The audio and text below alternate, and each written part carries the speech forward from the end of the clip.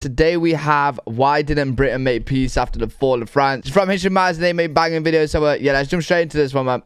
When France fell to Germany in May 1940, Britain was left standing alone. Well, sort of alone. Alone in the sense of it was only Britain and all of its empire remaining in the fight. Okay, so not alone then. The United Kingdom's position at that point wasn't exactly enviable, and there were many politicians there who thought that fighting on was foolish. So, given Britain's outlook at this point, this raises the question: why didn't Britain make peace after the fall of France? So, as you will know, 1940 saw the German invasion of Denmark, Norway, the Benelux region and France, and to put it mildly, things didn't go well for the Allies. Yeah, it was looking bad. Norway, Britain's Prime Minister Neville Chamberlain was under a lot of pressure to resign, and there were two candidates to succeed him.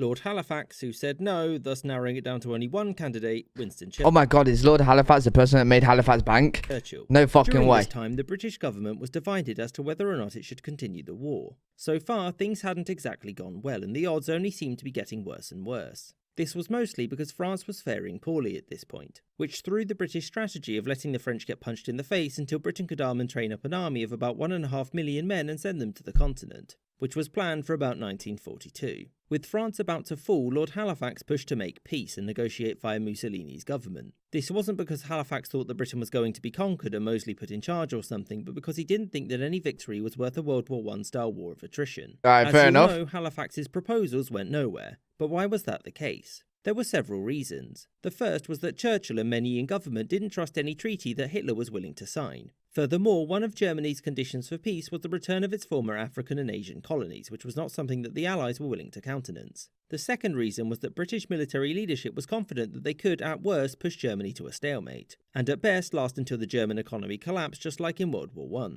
So for them, it was simply a case of keeping public morale up and not bankrupting the country by keeping the sea lanes open. Bro, it's actually crazy when you think like Germany actually, you know, took France and took the other countries in Europe, and then Britain's just standing there like, you know, all by itself, but standing there This strong. opinion was solidified when Italy joined the war and Britain decided to focus on Italy, the idea being that just like Austria-Hungary in the last World War, Germany would constantly have to bail them out. The third reason was that Britain was confident that Germany would eventually do something silly like invade the Soviet Union or do something that would pull the United States into the war. This wasn't due to some hunch, but because Britain and Polish codebreakers had heard it from the Germans themselves. And to help secure support from the US, Britain was sure to fight the war on as many fronts as possible. For example, by quickly sending troops to Greece when it was invaded. This wasn't because they thought they could stop its fall, but because it made it clear that they were the ones defending smaller nations' independence or were on the side of international stability, which would indirectly put pressure on American politicians to eventually do something. Britain's leadership didn't believe that it could conventionally defeat Germany, but that it Why was that guy's gun upside? had to hold out until about 1942 until Germany made a mistake, which it did in 1941, and soon afterwards its ally Japan did the same,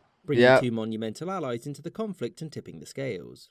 I hope you know what, that was actually smart. Just wait and let them make a mistake, because it was bound to, especially after you're hearing like the stuff that they were saying as well, like they want to either invade USSR or America. That's just a no-no. Yeah, really good video. Really enjoyed that one. Hopefully you guys did enjoy it too. If you guys got any videos at all that you guys want me to react to, link them down in the comment section below. I'll definitely check them out, and I'll see you all in the next video.